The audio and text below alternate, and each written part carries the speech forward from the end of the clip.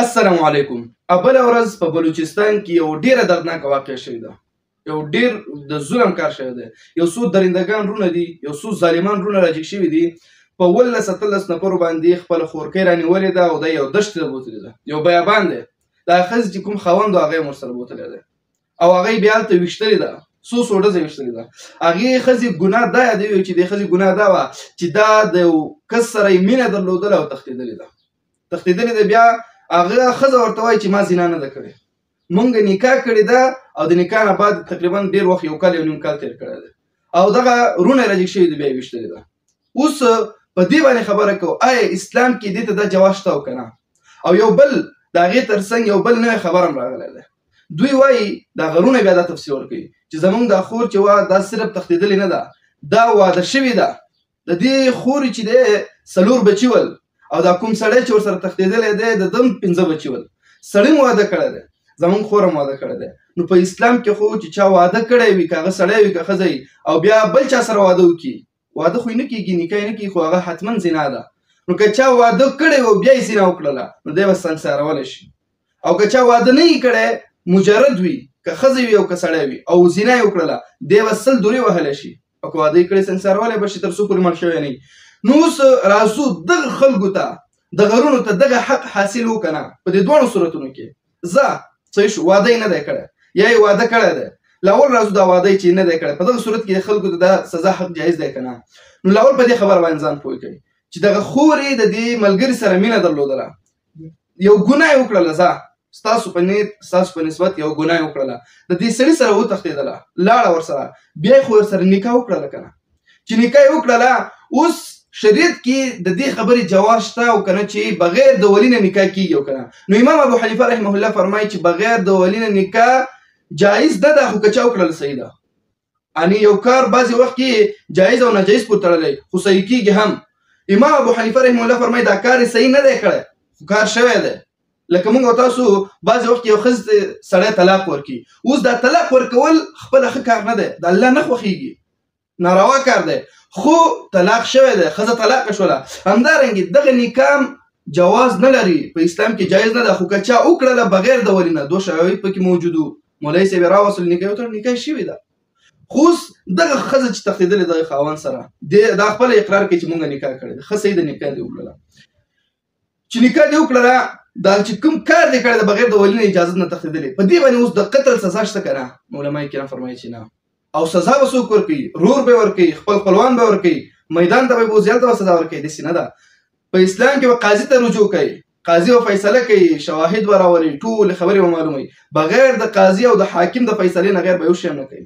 همدارنګې که ستا رور څوک قتل کړي، که ستا یو څوک خپل خپلوان څوک، که قصاص هم اخلي، په خپله ونه ورځي چې ډز ختم، قاضي ته به ورځي. دا د شریعت فیصله ده چې ته دومره په شریعت باندې ولاړ یې او چې وایي د ولي د اجازت نه بغیر د بل چا سره نکاح کړی، نو ته به اول دې خبرې ته سوچ کړي چې زه بیا دویم کوم کار کوم، دا په شریعت کې شته که نه؟ ته بیا ټول په ټوله بیا په شریعت باندې عمل کوي.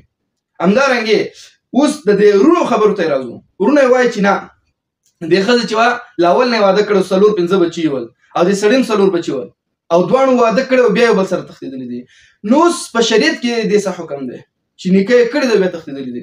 نو دوی به یې دغسې سریعان په توپانچه باندې د خلکو مخکې ولي؟ نه، دوی به داسې نه کوي. دغه کار ورسره هم بیا ظلم شوی دی. دوی به بیا داسې کول چې دا به یې راوستله او د قاضي ته به مخامخ کوله. اوس به یو سړی وایي چې دا خو زما غیرت نه مني او زه غیرتي یم او ما ته به خلک پیغور راکوي چې ښځه دې د بل سړي سره وتښتېدله، د خور د بل سړي سره وتښتېدله او ته اوس هغه راولې قاضي ته یې مخامخ کوي، دا زما غیرت نه مني. نو دغه خبره د جاهلیت په وخت کې به جاهلانو هم کوله. د غیرت په اسلام کې نه راولي. کله چې د اسلام او د الله حکم او د الله د رسول حکم مخې ته راغی، بیا به د خپل غیرت شاته کېږدي.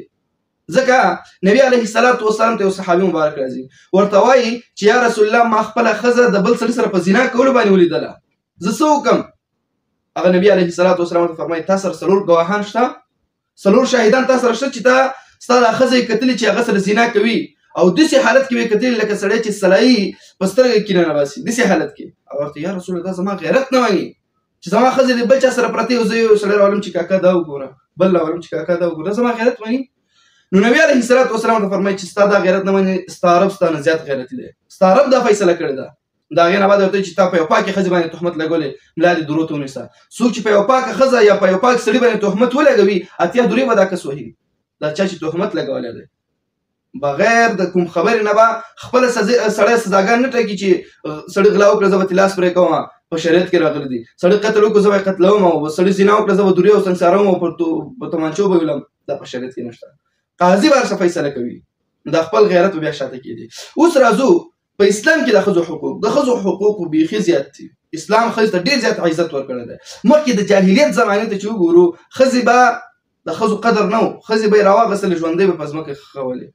چې خبر به شو چې چا لور پیدا شوې ده په قرآن کریم کې په 14 سپاره کې آیت مبارک راځي دوی دا مخ به تک تور به شو د غصې نه یا به تک سور شو چې دا ولې زما په کور کې لور پیدا شوله چا سره مخامخ کېدی نه شو د شرم د لاسه ولې وایي لور پیدا شوې ده دومره به یې بده ګڼله لور به یې راواخیستله ژوندۍ به یې په ځمکه ښخوله همدغې تر څنګ د کورونه به یې لرې لرې شړلې د ښځې بیخي احترام نه و د جاهلیت په زمانه کې خو نبي علیه الصلاة والسلام چې دنیا ته راغی په پیغمبرۍ باندې مبعوث شو ښځې ته ډېر زیات عزت ورکړو ویې ویل چې د ښځې چې کله مور وي نو د دې د پښو لاندې ګوره جنت دی د ښځې دا حقوق دي د خاوند باندې د ښځې دا دي ښځې ته به دا عزت ورکوي دا به ورکوي خو د ښځې انتهایي زیات حقوق دي په ټولنه په شریعت کې څوک پې خبره کوي څوک پې نه کوي خو نن راځم 5 عمومي غټ حقوق د ښځې درته وایم 5 یا 6 چې په هغې کې دغه ټول پکې رانغښتي دي نو راځئ لاول راځو د ښځې اولنی حق چې دی په شریعت کې په اسلام کې هغه دی د ژوند حق ته به ښځې ته د ژوند حق ورکوي د زندګي په دې دنیا کې اوسېدو حق ورکوي نه چې ته به یې قتلوې د ښځې قتلول ګوره صرف دا نه چې دی په توپانچه وباندې ووله دا چې زندګي دې ورته تنګه کړي که نه او دروازه دې ورپسې قلف کړي او شکونه پې کوي دا ګوره د مرګ دویم نوم دی او دا بېځایه رټنه دا بېځایه وهل دا د مرګ دویم نوم دی د ښځې قتلول دویم دا دي چې ته خپله لور او خور راواخلې او بل انسان ته یې په لکه او په کروړو روپو په ولور کې ورکړي همدې ته دې تمه همدې ته ناستې چې زما لور به کله پېغله کېږي او د واده وخت به راځي او زما ته به 10 لکه او 6 لکه روپۍ راکوي دا د قتل دویم نوم دی لور دې خرڅه کړله دا به د قیامت په ورځ د وینځو په سر کې ولاړی او تا ته به بیا خیرې کوي دا دې قتله کړله خو جاهلانو به ژوندۍ په ځمکه ښخوله تا په بل ډول قتله کړله ځکه چې تا به پیسې واخیستې هغې ورسره هلته ظلم کوي بیا به درته خیرې کوي نو اولنی د ژوند حق ښځو ته به ژوند ورکوي دویم حق د ښځې چې دی که نه علمای کرام فرمایي هغه د عزت حق دی او د ښه چلند حق دی ته به د ښځې سره ښه چلند کوې ښه عزت به ورته ورکوې ښځې ته چې کله د مور وایي عزت به یې کوي کله چې د خپله ښځه وایي عزت به یې کوي کله چې د لور وایي شفقت او مهرباني به پرې کوي ځکه نبي علیه الصلاة والسلام مبارک فرمایي تاسو کې بهتر هغه څوک دی چې د خپل اهل سره بهتر وي د خپلې کورنۍ سره بهتر وي او زه په تاسو ټولو کې ځکه بهتر یم چې زه د خپلې کورنۍ سره بهتر یم زه د خپلې کورنۍ سره ښه چلند کوم ځکه مشهور حدیث دی په بخاري او مسلم شریف کې هغه عایشې رضی الله تعالی عنها ته چې 11 ښځې راغلې وې هغې هرې ښځې وعده وکړله چې موږ به د خپلو خاوندانو صفتونه کوو که پکې ښه صفت او که بد صفت ټول به خپل د خاوندانو د راسپړو به خپل د خاوندانو حال به وایو یوې ښځې یو کیسه وکړله بلې بله وکړله بلې بله زما خاوند ښه دی چا ښه صفتونه وکړل چا بد خو د ام زرعه نوبت چې راغی دې حدیث د ام زرعه وایي د ام زرعه نوبت چې راغی هغې وایي چې زما ابو زرعه څه ښه سړی و دې ته ام زرعه وایي د زرعه مور هغه ته ابو زرعه وایي د زرعه پلار د ام زرعه نوبت چې راغی هغې یو افسوس وکړی هی